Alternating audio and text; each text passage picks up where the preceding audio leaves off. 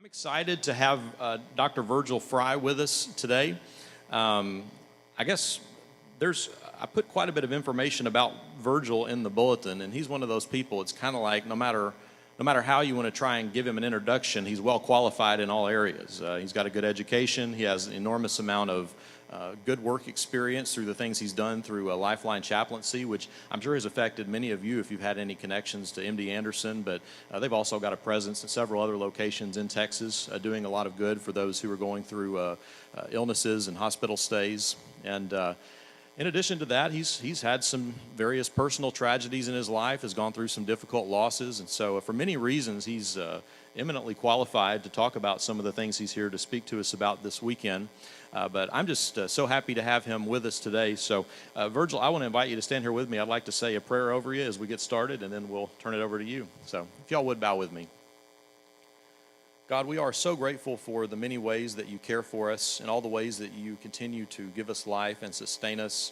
We're so grateful that Virgil can be with us this morning. I ask that you would bless our class time and also our time of worship today, that you would speak to us through him. And as he shares with us some of his wisdom, again from his studies and experiences, that we'll all be blessed and better equipped to face grief when we encounter it, and also to help others as they walk through it. So please just continue to be present with us. It's in Jesus' name we pray. Amen. Virgil? Mark. Thank you for having me here, and nice being a part of this congregation and getting to connect with your minister and his beloved is a treat. They're wonderful people. I guess you know you're blessed to have them here with you, and they are true servants and have made me feel very welcome here. This kind of reminds me of my own church, where you have to get there early to get a back seat. Is that kind of how it is here? Yeah. So I know this. We'll see if all of you stay on the back rows at worship times. I'm involved with a ministry called Lifeline Chaplaincy, and I'm out of Houston, but we, as Mark said, also have a presence in Dallas and Fort Worth and Central Texas, Austin, and Temple. And we represent the churches of Christ within the major hospitals of those various cities. And I've done that since 1985, so I'm coming up on my 33rd year. They brought me in when I was only 13, so it's actually worked out pretty well. So I'm in big denial about some things too, including age. But we're going to talk a little bit about some of the things that are on the handouts that you have, and particularly grief. I feel like I'm reverberating here. Am I? Or is it okay? Is it okay? Okay. I'll just ignore myself then, which I should do more often.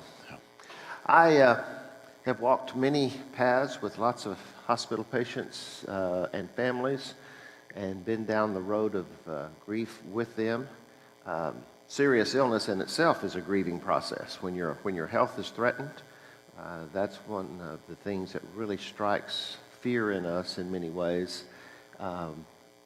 And there is a grief that goes with it. I'm convinced any major loss in our lives, there's a grieving process to it.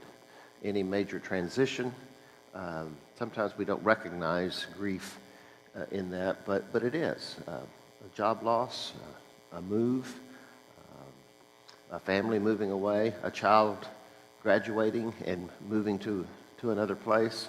All of that is good and may also have a grief component to it. I've often wondered, why do people cry at weddings? There's all kinds of reasons. Or cry at a birth. We have all these mixed emotions that go with it. But part of it is, I think, is we're acknowledging that there's something being given up in order to move forward. But in death, that's forced upon us. Grief is our reaction.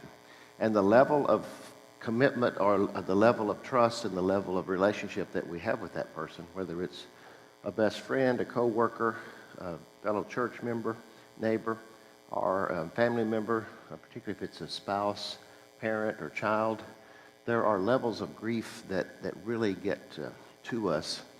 And there is just a real process of grieving that's very difficult and can be very lonely. Those of you that have experienced that firsthand know of what I speak. And there is a misnomer, I think, that sometimes we think that we will get over grief. That kind of grief, we do not get over it. We get through it, but we do not get over grief that's been a significant loss. I lost my wife of 33 years, Carol, to significant illnesses. She was a type 1 diabetic for 50 years. She was almost 5 years old when she became insulin dependent in the late 1950s. As I told the class yesterday, she was told she wouldn't live beyond 40. She made liars out of them and lived to 54 and did it very well, and managed her disease very well. Most people never knew she was diabetic.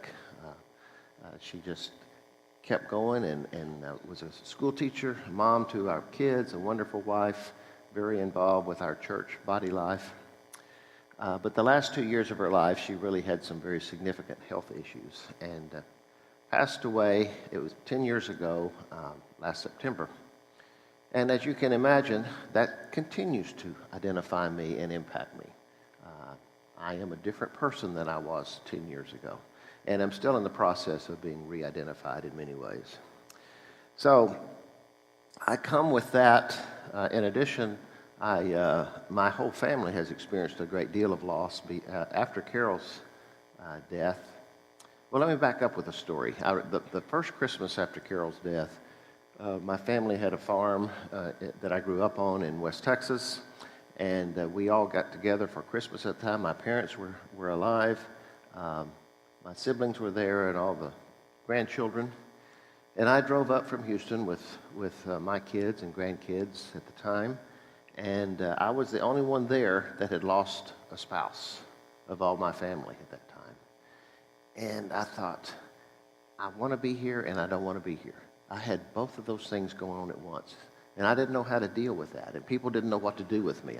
Should they mention Carol, because she would have been a part of all the family stuff and all the fun that would have been going on, and bantering with everybody, and talking about kinds of foods that she liked. So we got through it. I decided I would spend one night and 2 full days there, and I just had to put the limitation on myself. That's all I could invest in. It was just too much. That's just the reality of raw grief. When we're there, we don't know what to do with all of that, and people don't know what to do with us. So just to say that that's important to acknowledge. It's just awkward territory to be in. Most of us don't want to be there. Most of us don't want to talk about it until it's forced upon us. You want to shut down conversation at dinner tonight, at your supper table? If you just have a whole family there, and let's say you have kids and grandkids, and just say, I want to talk about my funeral arrangements because I've made them all. Where do you think that conversation goes? Right in the tank. I've heard people that knew they were near the end of their life, and have made statements in hospital rooms. I want to talk about what happens when I'm not here, either the funeral or what's going to happen to my stuff. And I've heard family come back and say, Grandma, don't talk about that. You know you're going to outlive us all. Well, she knows better. But families get real uncomfortable with that because it's pretty threatening to talk about it. But we're going to spend a little time talking about it today. And I can take the blame for bringing this topic up. And that way Mark's off the hook, which is very important. He always needs to look good on things. I have learned that about him. So I've got a film clip that I want to start with, and then we're going to do this handout that you have called Breaking the Silence of the Unique Journey of Grief. This film clip is a couple of minutes long, and it's from a film that's about a family that loses a child that he ran out in the street and got hit. And it's called Rabbit Hole. It stars Nicole Kidman and some other folks. The clip you're going to see is a conversation towards the end of the movie. The mother in there had lost her son in his 30s to a drug overdose. And in the movie, she and Nicole Kidman's character keep bumping up against each other because she wants to compare her grief to the mother that's lost the 4-year-old, her own daughter. But towards the end, they have this conversation. They'd packed up the boys' room finally, moved it down to the basement. The scene takes place in the basement. And Nicole Kidman turns to her mother and asks the question, does it ever get better? Because she's still trying to put the pieces together of not having her 4-year-old son with her. So we can play that clip. I like the imagery of that, the brick in the pocket. Those of you that have lost somebody significant know what that means. It's not my only identity as a griever, but it is part of my identity, and it never goes away. I think one of the things that people who lose somebody significant have to deal with is that they're afraid they're going to forget what the person they loved looked like, sounded like, who they were to me. I used to have a real fear that I was going to forget Carol's voice and what she was like to me. That particularly early in grief, that's very, very common. I had friends of mine that lost a 2-year-old at MD Anderson many years ago. They lived in Oklahoma. They came back a year after the death of Lindsay, and she talked to me, the mother talked to me quite a bit, that initially she put Lindsay's picture, the 2-year-old, on the front of the refrigerator so that every time the whole family opened the refrigerator, that's what they would see was a picture of Lindsay. And she said the very thing I just said. I was afraid we were going to forget her. And she said, eventually, I got a little more comfortable with the fact that there's no way I can forget Lindsay. And she moved it. She still had the picture on the refrigerator, but she moved it to the side. And she said, I knew then that my grief would always be there and that she would always be a part of our lives. But you can't do that instantly. It's a process to get to that point with that. And I think the brick in the pocket is a good example. It's been interesting the last fall, or last August and September, I started having all kinds of dreams and memories and thinking about things, and Carol showed up in my dreams. And we would be talking, there would be part of a group activity and all this stuff, and she hadn't been there for a while. And I wake up and I say, what is going on here? Why am I all of a sudden going back to revisiting that? And I think grievers have a fear that when you start thinking in those terms, that you're going to go back to the initial raw grief. And I've told folks, I don't want to go there. I don't want to go there and get stuck. But in fact, I'm really convinced there are memories that get triggered by anniversaries, that our insides remember it whether we do outside or not.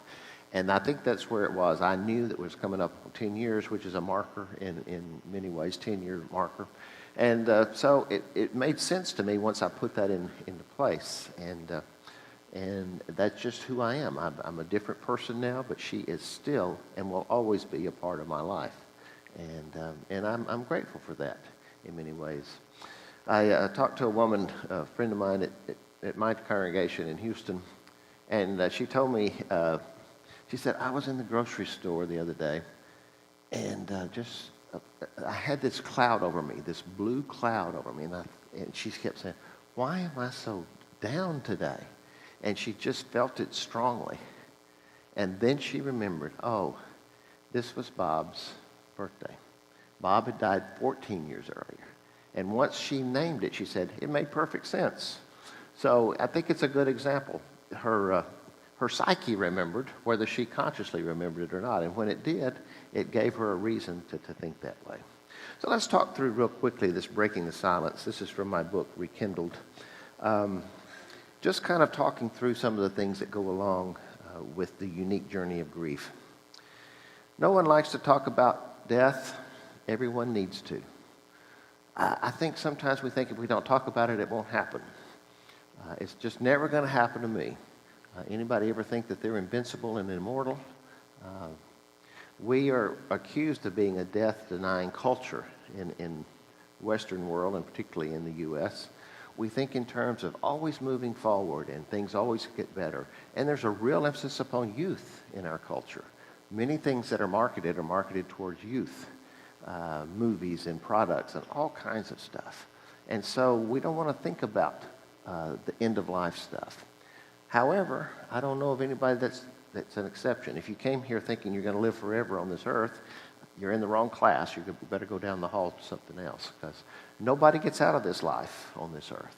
And that can be very hard to accept. It's also very freeing when we visit that once in a while and say, what can I do to redeem the time that I do have wisely, as Scripture says. Tears and laughter, sorrow and joy, God's reminders of the richness of love. Grief is so mixed up. We have so much involved with us. Sometimes it's unfinished business. Not every death ends where the relationship ends well. There's unfinished business, and there could be all kinds of reasons for that. People don't always get to say what they'd like to say, or reconcile if they've been apart for a long time, or forgive if they need to forgive, all of that kind of stuff. And I think a lot of us that are very involved with the person who died would like a few more minutes. Just a few more minutes. I used to ask for that sitting on the couch in my living room alone in an empty house. I'd say, could I have just 10 minutes with Carol? Because I wasn't there when she passed away in the hospital. And so I felt robbed of that experience. Until one time I remembered, I do not want her back the way that she was, because she was in such bad shape and in such pain the day that she died that I wouldn't bring her back that way. And for some reason that shifted me just a little bit. I thought, you know what, if I bring her back from where she is now and enjoying all the spirit in the new body and all that good stuff, when I get up there, she'd say, what were you thinking? She'd have a whole eternity to be yapping in my ear about what were you thinking bringing me back. And she'd do it too. I know her. She would give me a hard time about that. So we just have all these strange emotions that go on within us, all these wishes, all these things that we'd like to address, and it's just rugged. It's raw. It's very hard to deal with. And yet there's a lot of laughter about people. You often hear folks that are gathered around and they begin to tell stories about someone who died, and somebody will remember something, and all of a sudden you hear all this laughter, and they say, oh yeah, that reminds me of the time he or she, da-da-da-da-da. That's also healing. So you can have tears, and that you can also have laughter. Dealing with grief can bring out the worst and the best in families. I used to live under the assumption that death always brought out the best in families. I bet some of you can tell me stories that have just the opposite of that. Death can really bring out things that are pretty unpleasant sometimes. All the family dynamics that go on get brought to the front burner when death occurs for some families. And for many families, it is a time of regathering and healing and being together. But it's not always that way. Sometimes families have to work at that to overcome their own issues that they're dealing with from their family. The brutal reality of death is salved by shared stories of earlier days. I can remember times when I yearned for people to tell me stories about Carol. Since her death, I've also lost both of my parents. Carol's dad died a year after she did. I've lost a sister-in-law who's 4 years younger than me. And I've lost my dad's 2 sisters and a first cousin. So my whole family, when we get together, guess what we talk about? We don't get together as much, by the way, because that has changed. When mom and dad are gone and you don't have a reason to get together, for us, for our family, that was our gathering cry. I joked yesterday that my mom would often call during the holidays or before the holidays and say, what day are you coming down for Thanksgiving or Christmas? Which really sounds like a nice, innocent question, doesn't it? It wasn't a question. It was a command. You better get here for whatever day it was. Now, she would deny that, but we all knew we better get there. But we don't have that anymore. We don't have anybody that pulls us back together. And so we have to be intentional. We're having to reinvent ourselves, my siblings and all the spouses and everybody else involved. But when we do, we start telling stories. And it really is something. And we want our kids and grandkids to have the stories that are part of the family lore. So I think it's helpful. Sometimes we want to protect grievers, and we'll say, well, I just won't mention the name of the person that died. because we're afraid that's going to make it worse. Well, it doesn't make it worse. It makes it worse that they feel like you need to protect them. If that's who's on their mind, it's actually very comforting to hear you name them and to say, this is what I was thinking about. I find that to be very healing. Grieving is a process, one that takes time, and here's the kicker to that, and then some more time. I think we'd like to put it on an Excel spreadsheet timeline and say, this is how it's going to happen. And so 6 months from now, a year from now, it's all going to be better. And it can be better, but it's not going to go away. If it's a significant grief, it's not going to go away in the way that perhaps we think there's just a switch that all of a sudden it goes off and we move forward. A friend of mine whose husband died suddenly at age 50 was a real estate agent, and she went in and actually found him dead of a massive heart attack. So this was a complete shock to her. Her name's Barbara. And she said the first 9-10 months of her getting back to work and doing all that she was doing, she never fully engaged in a conversation without having Chuck at the front of her mind. Now, she might not have talked about it, but it was always talking about trying to get her head wrapped around the fact that Chuck was not going to be home when she got home. And she said about a year into it, she was talking to some real estate people, and they were in a circle, and they were talking about some project that was going on. And she said, it dawned on me in the middle of that conversation, this is the first time that I've been engaged in a conversation, and I didn't think about Chuck. And she said, as soon as I said that to myself, guess what I did? I started to think about Chuck. But she said it was an awareness of her that had dominated her so much that she couldn't get it out of other conversations, at least inside of her head. But that she knew that it was changing a little bit when she could talk for that long. The more significant the relationship, the deeper the wound, the longer the healing. The amount of grief that we feel is, I'm convinced, the amount of love that we have for that person. And I'm also convinced that love never dies. That love continues to live on.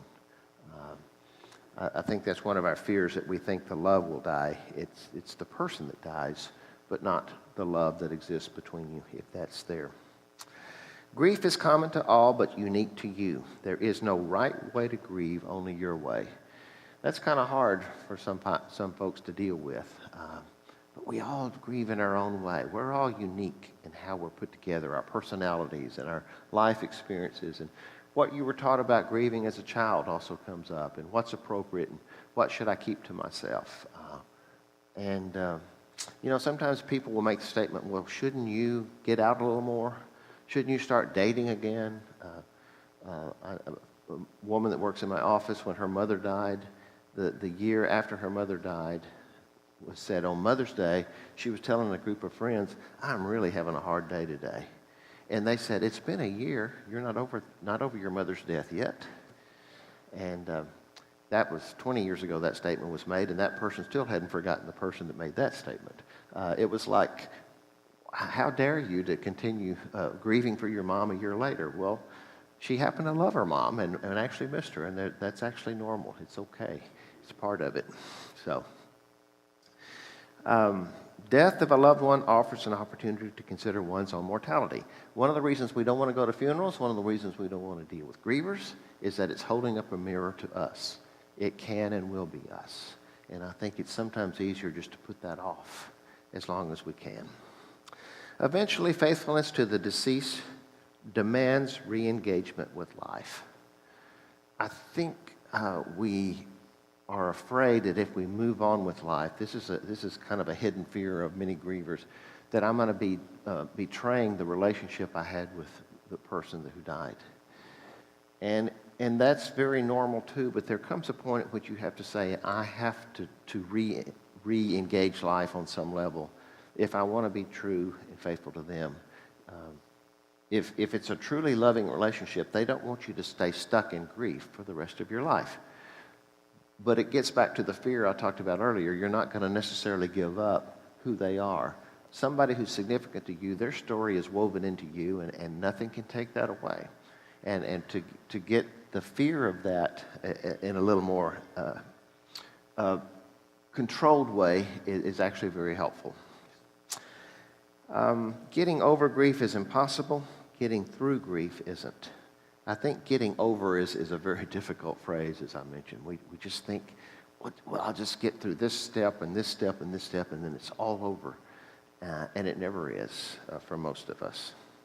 Sometimes the best gift offered to one grieving is simply, I'm willing to talk about anything, anytime. That's a gift that not many grievers get to hear. Because sometimes when you start getting teary or you start talking about somebody, even if it's been a long time ago, people want to change the subject. Or they'll say, well, let's don't talk about that. Let's talk about this.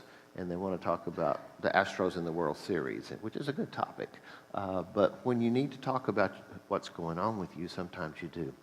Let me throw in a caveat. There are some folks, I think, that get stuck in grief. And they stay there and stay there and stay there. And so many, many years later, they're in the same role. All they think about and talk about is the person who died. That's probably unhealthy grief, and it's also very much the exception of most grievers.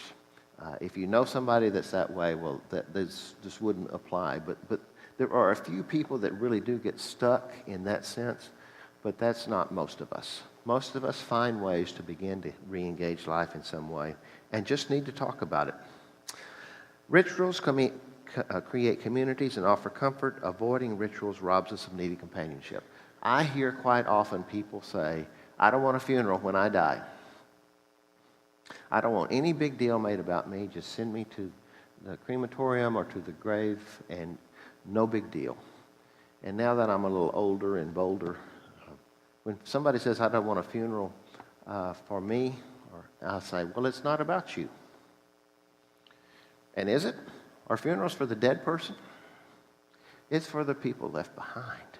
So I think sometimes we need to acknowledge a good, healthy view of a community like this church body coming together is when you can come together and share your grief and mourn. One of the definitions of mourning is when a group of people come together and pool their grief together and express it together. I think that's very healthy, needed, and again, if you don't want to be a part of that, it may say a lot about, do you want to be a part of where people really are in their hurting times? So if you've made the statement you don't want a funeral for you, maybe you can back off of that a little bit and give people the permission to do that if they need to, want to. I used to think I didn't want a funeral either. I don't want a big deal made about me when I'm gone. And when I thought about it, I thought, but I sure want people to miss me. Don't you want to be missed?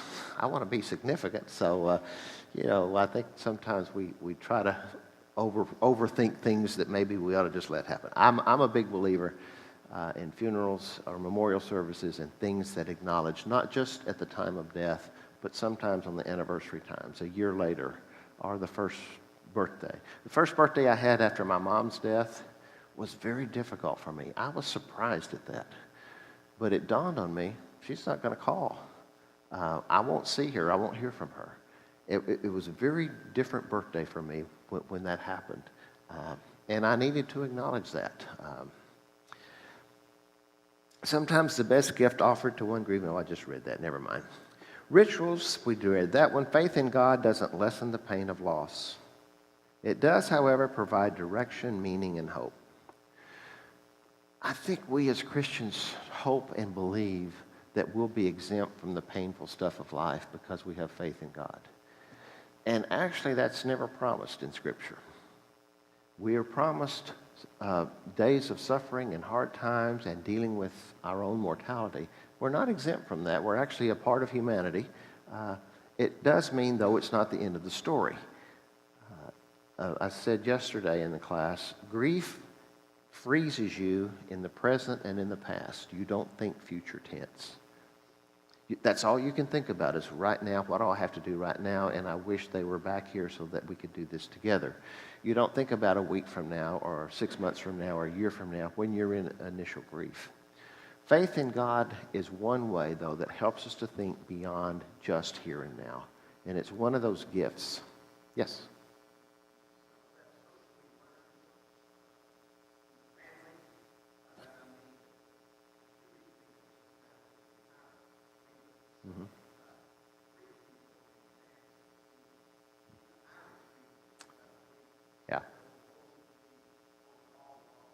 Yeah.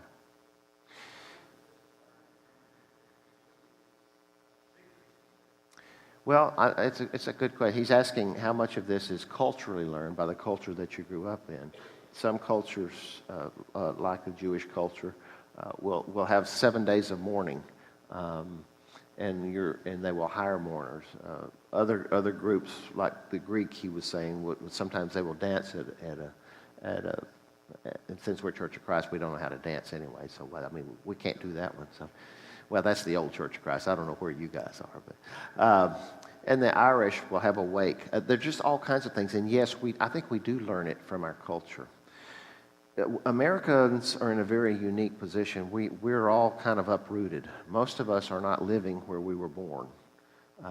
Many of you are probably from somewhere else in the country, or maybe from even another country. Our family is scattered. And so it does make a difference what you learned as a child, but also what's the reality of now. If I'm 1,000 miles from the rest of my family, it may make a difference on these kind of things as well. But I think the real issue is what we're trying to do is try to avoid it, or are we trying to celebrate the life of the person? I hear sometimes there should be no tears at this funeral because this is a great victory for God. I've heard ministers make that statement. And I've often thought, what Bible are you reading from? Who says you can't have tears at a funeral? In the name of a God who created us and a God who's acquainted with grief.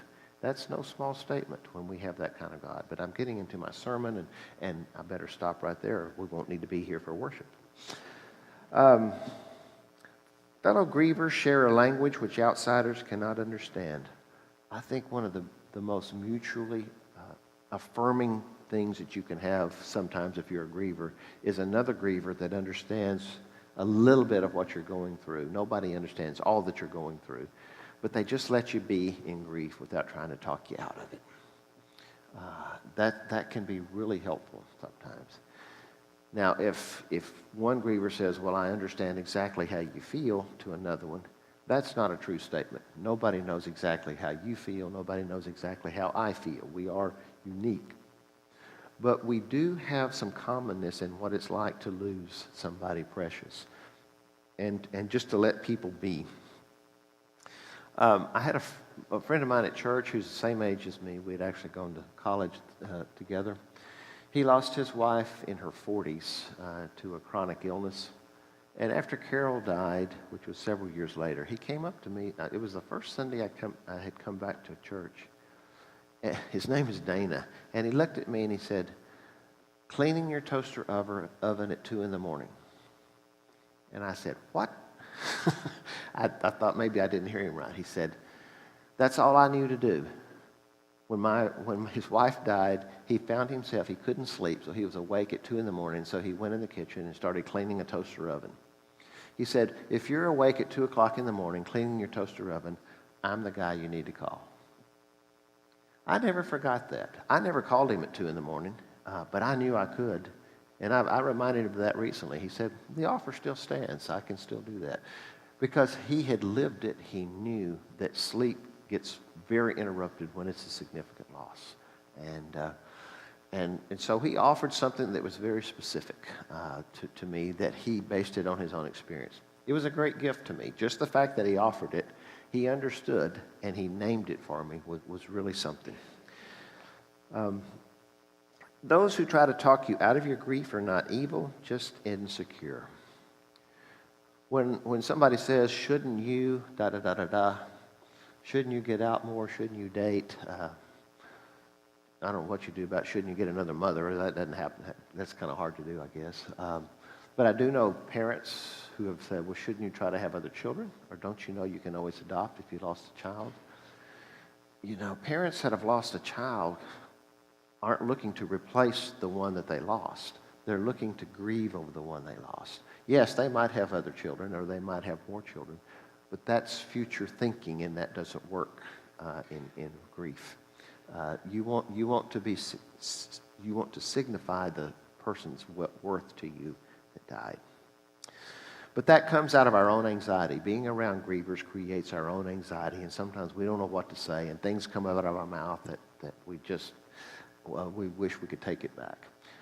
But I think hearing how it's heard, when you say shouldn't you, you're giving somebody some advice that maybe you ought to just keep that to yourself. Because if you haven't walked those shoes, and maybe even if you have, what worked for you might not work for the other person.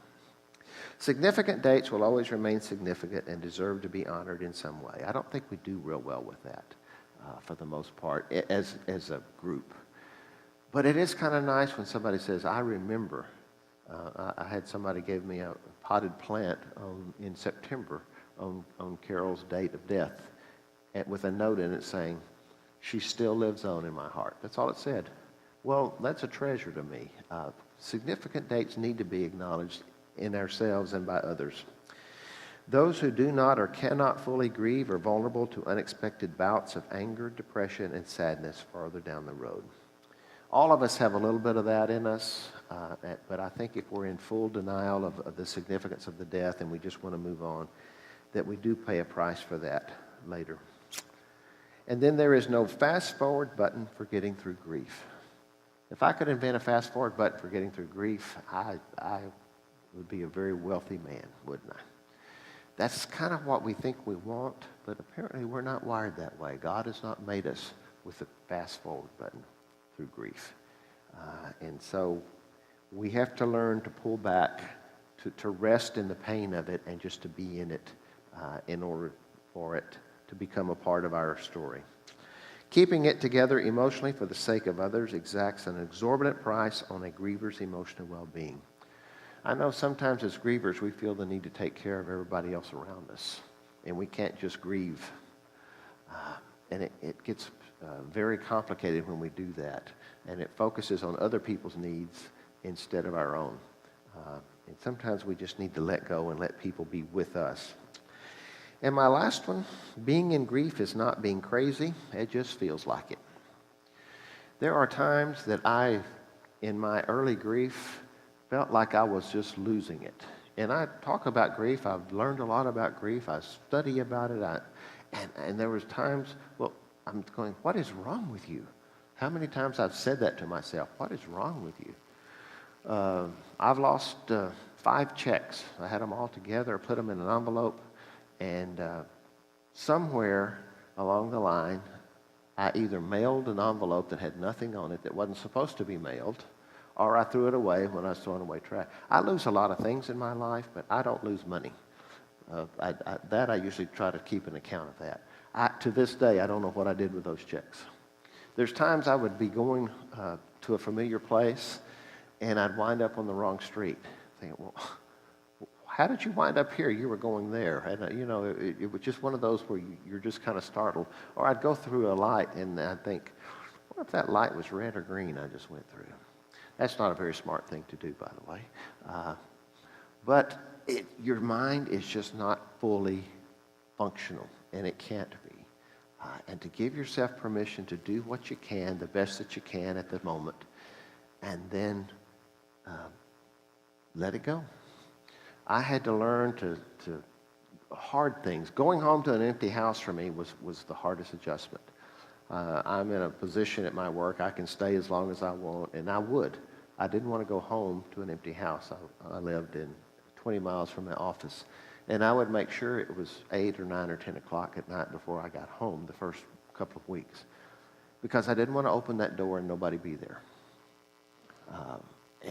I finally talked myself into going home at a, quote, normal time, 5 or 6 or whatever, and I wept all the way home in my car because I just didn't want to do it. Well, that's pretty significant. I mean, I was having to learn a new way of being that I didn't want to learn, but it was being forced upon me, and I did. I also learned from my own family that they were all grieving in different ways. My kids were grown.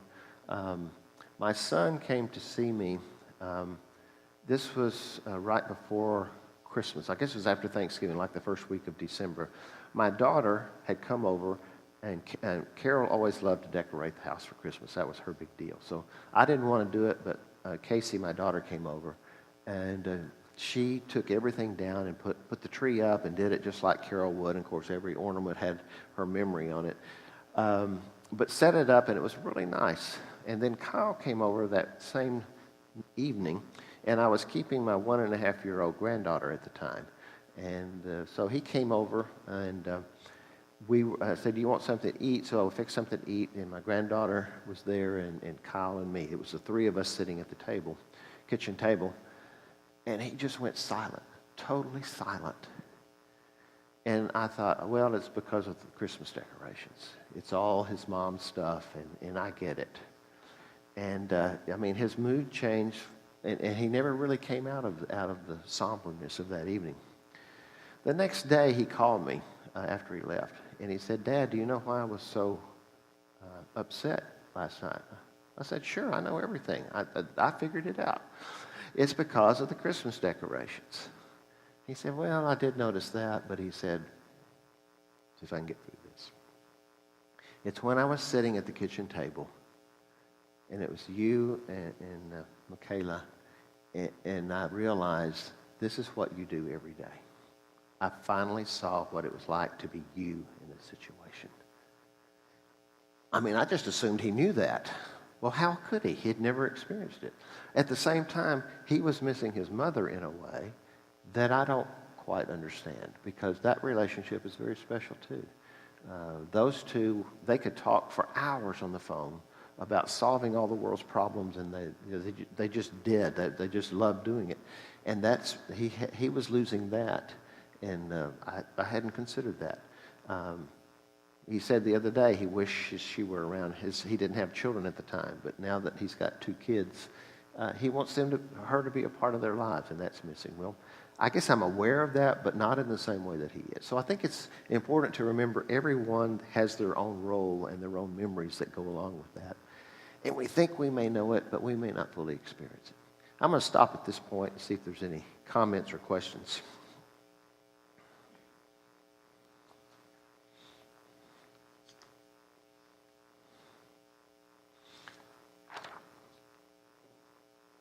Scared all of you, didn't I? I'm sorry. I did have one comment.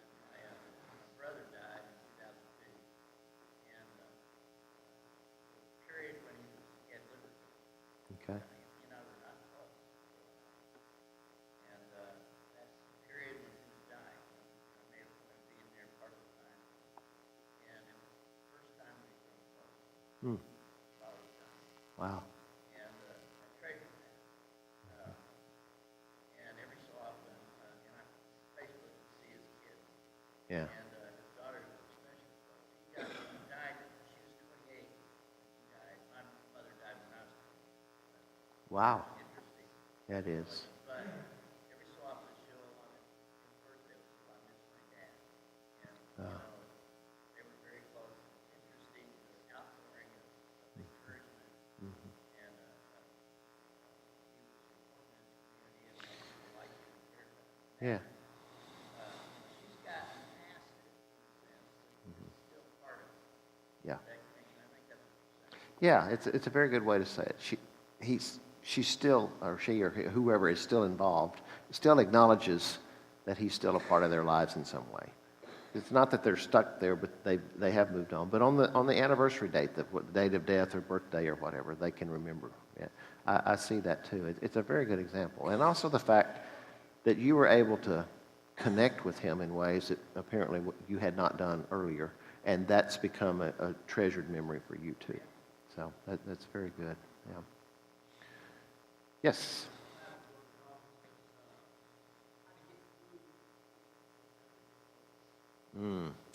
I love that book title, How to Get Through Things You'll Never Get Over. Yeah, that's good.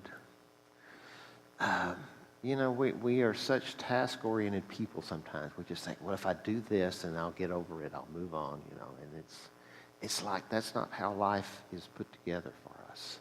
It's the word process. There's a sheet that I'm not going to refer to, but you've got it. It's Granger Westberg's chapter title. It's called The Possible Responses in the Grieving Process. There was a major studies done by Elizabeth Kubler-Ross that talked about the 5 stages of grief. which is actually very important to bring grief to the topic of the American tables. And we talked about it and still are talking about it. The only issue I have is the term stages, because stages looks like a scientific experiment that you get through this one, you get through shock and anger and denial, and you move on to the next one, and you move on to the next one, to the bargaining, to the depression, and then you get to the last stage, and that one is called acceptance. I don't think the word acceptance works for me as much as I like the word reconciliation. You reconcile the fact that life will never be the same again.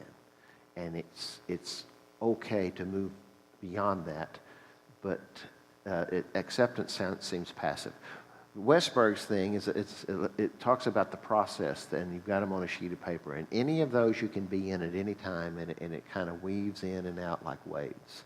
And if you've experienced significant loss, whether it's recent or many years ago, you can still experience a lot of those things in that page. It's just a little bit different. That for me works a little bit better.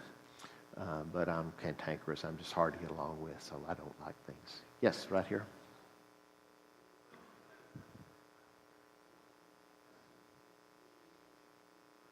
Yeah. Okay, the phrase on there, we resist returning. I think that's when we think if we go back to doing things in a, quote, normal sense, we are abandoned. In my case, if I go back, or if I felt good on a day and had a happy thought, the first few months I thought, well, I can't do that. I'm supposed to be grieving. That's what it says, that we resist returning to what was before. And we have all this internal angst about that and anguish, that we feel like we're betraying the person. That's kind of in a quick shell what it is. Somebody else had something. No? Well, I appreciate the chance to broach this subject with you, and appreciate the invitation to be here. And if it doesn't hurt anybody's feelings, we're going to let you out a little early, and we'll see you at worship. Thank you.